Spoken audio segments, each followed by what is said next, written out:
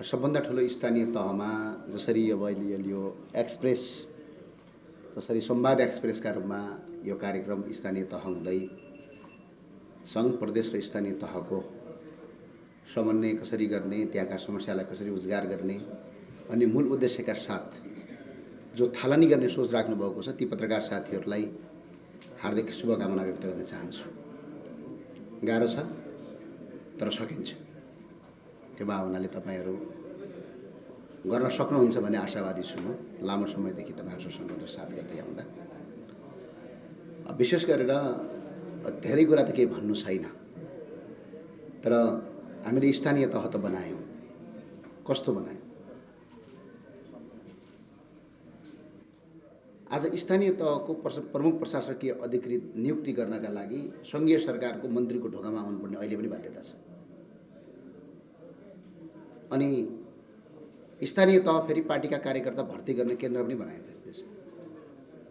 आज एउटा गाउँपालिकामा 200 देखि 300 जना कर्मचारी छ। 20 करोड बजेट गयो भने 10 करोड त तलबमै जान्छ। कि त सबै बनाऊ, सबै मिलेर लुटेर लुट्नलाई बनाइदिए भन्ने भइगयो त आनन्दले। होइन भने के बनायो भने त्यसलाई कार्यान्वयन गर्ने कानुन खै, स्थानीय तहलाई नियमन गर्ने निकाय खै। स्थानीय तहको एउटा मेयरले भनिदिन्छ भने सङ्घीय सरकारको म कानुन मान्दैन, अनि देश कसरी चल्छ? आज भइरहेछ त, मेरै जुम्लामा भइरहेछ। सरकारले 2 दिने छुट्टी दिने भनेको छ, हाम्रा 2-3 वटा पालिकामा हामी मान्दैनौँ भनिदिइसके। अनि सरकार कसरी चल्छ? के हो सरकारको नीति? यसका कानुन छैनन्। राष्ट्रसभाका आदरणीय माननीय सांसदज्यू र दलका उपनेता आउनुभएको छ। संसद चलाउनुहोस्, संसदबाट नभाग्नुहोस् है। संसद भनेको जनताको आवाज बोल्ने थलो हो भने सरकार भनेको त्यसलाई कार्यान्वयन गर्ने हात हो। फेरि जब सरकार बलियो हुन्छ तब संसदको आवश्यकता झन् ठहरिन्छ, किनकि हामी प्रजातान्त्रिक अभ्यासमा छौँ।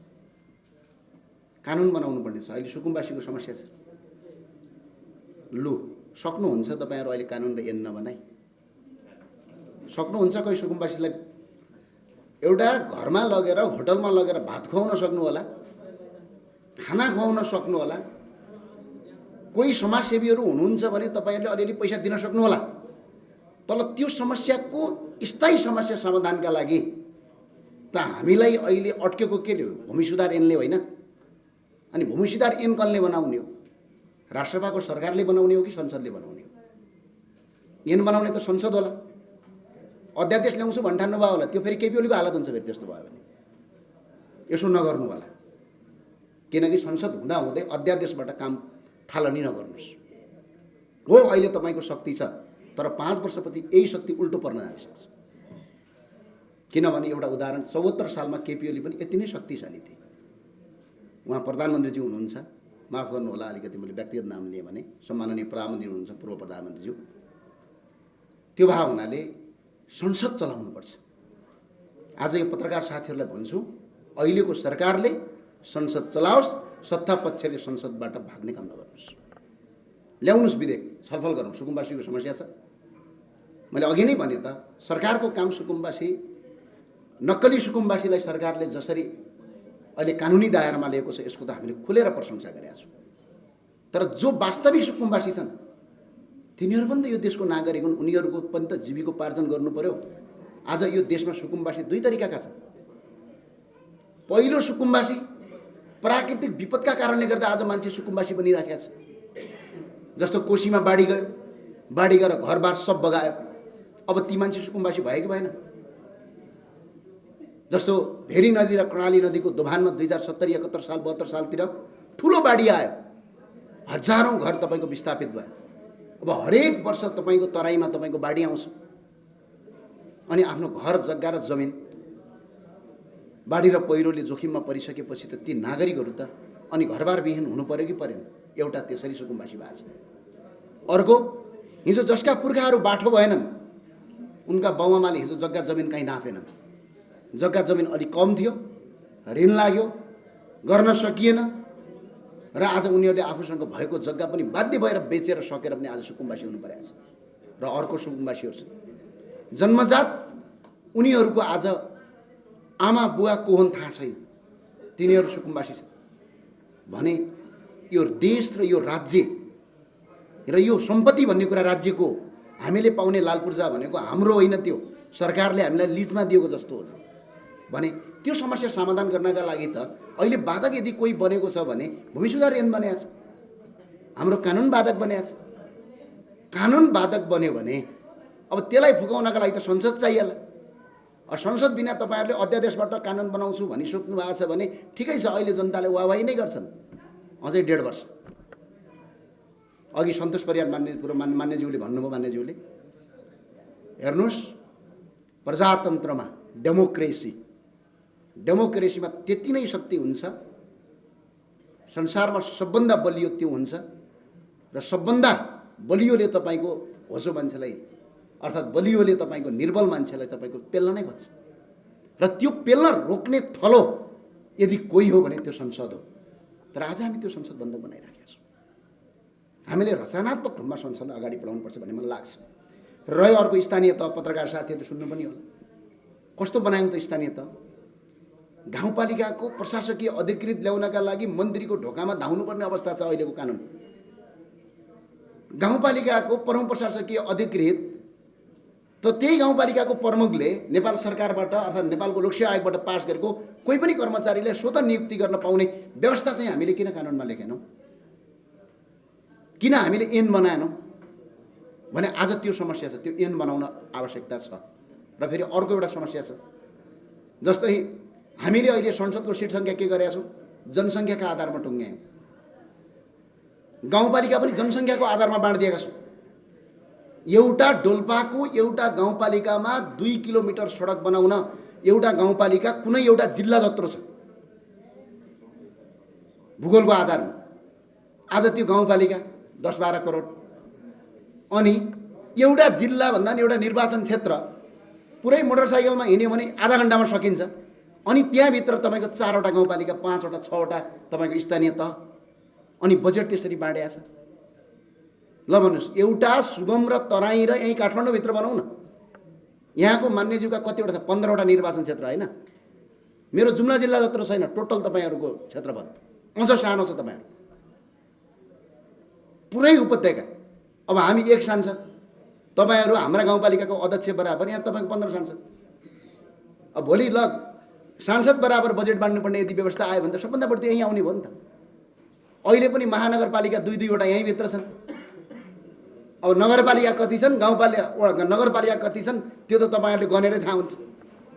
भने जनसङ्ख्याका आधारमा यदि गर्ने हो भने त अनि त्यो दुर्गम ठाउँहरू त्यो त कहिले पनि विकास नहुने भयो हो। यसलाई 2टा आधार मानेर गाउँपालिका टुङ्ग्याउनुपर्छ हो। सरकारले अहिले संरचनामा फेरबदल गर्ने भनेर एउटा थालनी गर्न खोजिएको छ। त्यो थालनीमा हाम्रो पनि सुझाव हुन्छ, जनसङ्ख्या पनि एउटा फ्याक्टर हो भने त्यसको भूगोल पनि एउटा फ्याक्टर हो। कति प्रतिशत राख्ने, 60% तपाईँको भूगोलका आधारमा टुङ्ग्याउने हो भने 40% जनसङ्ख्याका आधारमा टुङ्ग्याउँ। यो अहिले गाउँपालिकाको समस्या छ, सबभन्दा ठुलो समस्या। त्यो भए हुनाले अहिले सरकारले अब रह्यो अर्को कुरा, अब प्रदेश पाल्ने भन्नुहुन्छ। एकजना म मात्र विरोधी भन्दै थियो अघि साथीहरूले, हो म विरोधी नै हो। मैले यदि राष्ट्रपाको बराबर हाम्रो पार्टीले त्यति बहुमत ल्यायो भने हामी यो दोभाषे कुरा गर्दैनौँ है। राष्ट्रसभाका साथीहरूले बुझ्नु होला, तपाईँहरूले पहिला भन्नुभएको थियो ड्याममै 2 तिहाई पुर्याएर प्रदेश खारेज नै गरिहाल्यो। अहिले पनि हामीले भन्छौँ, म रापरपाको संसद दलको नेता छु, उपनेता राष्ट्रसभाको यहीँ हुनुहुन्छ। प्रदेश खारेज गर्ने कुरामा तपाईँ ल्याएर आउनुहोस्। 182 तपाईँको छ, 84 चाहिन्छ, 5 सिट हामी थपेर दिइदिन्छौँ। 187 पुर्याएर खारेज गरिहालौँ। किनभने कुनै आवश्यकता छैन यो देशमा प्रदेशको। कार्यकर्ता सेटलमेन्ट गर्ने एउटा नयाँ तरिका मात्रै हो। के काम छ ल भन्नु त? देश कत्रो छ? भारतको उत्तर प्रदेश बराबर छ करिब करिब हाम्रो देशको क्षेत्रफल। अनि प्रदेश के का लागि ल्याएको? कसैले भन्नुहुन्छ के भनेपछि ओहो यसले त हाम्रो के अरे पहिचान बोक्छ अरे। ल कर्णाली भन्ने बित्तिकै के पहिचान बोक्यो त? ल भन्नु न। पहिला नदी थियो, अञ्चल थियो, अहिले नाम भयो, के पहिचान बोक्यो त? मुख्यमन्त्री पहिला के थियो? महेन्द्र बहादुर शाही सबभन्दा पहिला, त्यसपछि जीवन शाही, त्यसपछि राजकुमार शर्मा, त्यसपछि एमलाल कर्ण। यी सबै पहिला सङ्घमा सांसद थिए। अनि के पहिचान बोक्यो? पहिचान चाहिँ के बोक्यो त? यो जनतालाई उल्लु बनाएर बीचमा लडाइरहेछ। के हुन्छ प्रदेश राखेर? के फाइदा छ? ऋण कति पुग्यो एकछिन सम्झिनुहोस् त। आज अहिले मात्रै करिब यही महिनाभित्र ऋण सरकारले र अब पुरानो सरकारले गरे, अब नयाँ सरकार त भर्खर आएछ, केही नयाँ सरकारले पनि ऋण स्वीकृत गरेको छ। ऋण लिनु गलत होइन, तर त्यो ऋण कहाँ सदुपयोग गर्ने भन्ने कुरा महत्त्वपूर्ण हो। आज 28 खरब 78 अरब छ अहिलेसम्म ऋण। यो टोटल GDP को 50% भन्दा बढी हो। हाम्रो GDP कति छ? झन्डै 54-55 खरब हो। 28 खरब सार्वजनिक ऋण पुगिसक्यो हाम्रो। अनि ऋण बढ्यो भने के हुन्छ? भोलि तिर्न पर्छ, तिर्न सकिएन भने श्रीलङ्का भइन्छ। अनि ऋण ल्याउँदै प्रदेश पाल्दै गरेर यसले के फाइदा छ? सोचौँ एकफेरि। स्थानीय तहलाई अझै बलियो बनाऊ। स्थानीय तह भनेको जनताको घरको ढोकाको सरकार हो। आज जनतालाई गाह्रो पर्यो भने सिंहदरबार धाउन नहुने बनाऊ। आज प्रमुख प्रशासकीय अधिकृत नियुक्ति गर्दासम्म हामीले सङ्घीय सरकारका मन्त्रीको ढोकामा आउनुपर्ने अवस्था अहिले पनि छ। मलाई पनि मेरो गाउँपालिकाको अध्यक्षले फोन गरेर विचार अस्तिदेखि 3 दिन भइसक्यो। मन्त्रीज्यूका स्वकीय सचिवलाई पठाइदिएको छु मैले मेसेज। कार्यान्वयन हुन्छ कि हुँदैन हेरेको छैन। प्रमुख प्रशासकीय अधिकृत छैन, माथि तपाईँ काम गर्नुपर्ने भइसक्यो भने अब ऐन बनाएर यसलाई सल्टाउँ। अब अर्को एउटा कुरा छ, स्थानीय तहमा सबभन्दा ठुलो समस्या यो देशभित्रै होइन, अर्कै देशको हुँ जस्तो पो गर्छन् त हो स्थानीय सरकार प्रमुखहरू। कहिलेकाहीँ सरकारले एउटा नीति ल्याउँछ, उनीहरू निर्णय गरेर अर्को नीति बनाइहाल्छ। सरकारले काहीँ छुट्टी दिए हुँदैन, उनीहरू आफै निर्णय गरेर छुट्टी पनि दिन्छन् भने अनि कसरी तपाईँको एकरूपता हुन सक्छ? हामीलाई शासन पो, हामीलाई सरकार पो तपाईँको स्थानीय तह चाहिएको हो त, अर्को देश त चाहिए होइन नि त। त्यो भए हुनाले यसरी हामी जान सक्छौँ भन्ने मलाई लाग्छ। अब साथीहरू हुनुहुन्छ, सबै भए हुनाले अहिले मेरो अपिल के छ भने, अनुरोध के छ भने, हेर्नुहोस्, सरकार बलियो भएको बेला नै संसद चाहिने हो। सरकार कमजोर भएको बेला संसद चाहिँदैन। किनभने जनताको आवाजहरू उठाउनुपर्छ। सरकारलाई जवाबदेहिता बनाउनका लागि पनि संसदीय अभ्यासको आवश्यकता छ। त्यो भए हुनाले तपाईँहरूलाई शुभकामना छ। मैले धेरै कुरा भनिनँ। त्यो भए धेरै ऐन कानुनहरू बनाउनु पर्ने आवश्यकता छ। त्यो ऐन कानुनहरू बनाउनका लागि स्थानीय सरकारलाई बलियो बनाऊ। अझ स्थानीय सरकारलाई हामीहरूले पारदर्शिता बनाऊ। स्थानीय सरकारलाई तपाईँको कन्ट्रोल गर्ने एक मेकानिजम बनाऊ। त्यो मेकानिजम नबनायौँ भनेपछि भोलि तपाईँ हामीलाई समस्या हुन्छ। प्रदेश संरचना खारेज गर्नुपर्छ। यसको कुनै पनि काम छैन। यो चाहिँ हाम्रो सङ्घमा नअटाएका कार्यकर्ता, यसो न कहीँ कहिले गाउँपालिकामा पनि चुनाव नजितेका कार्यकर्तालाई समानुपातिक राखेर सांसद बनाउने व्यवस्था भयो। त्यो भए हुनाले यसै गरौँ।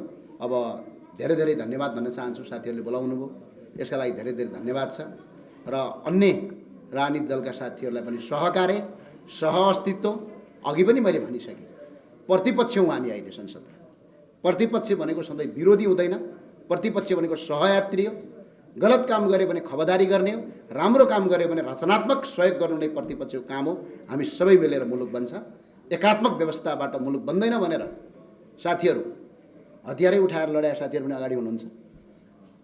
तर कुनै दलीय एकात्मक व्यवस्थाले पनि देश बन्दैन। सहअस्तित्व र सहकार्य। हस्, धन्यवाद। जय राष्ट्रवाद, जय नेपाल। धन्यवाद सबै।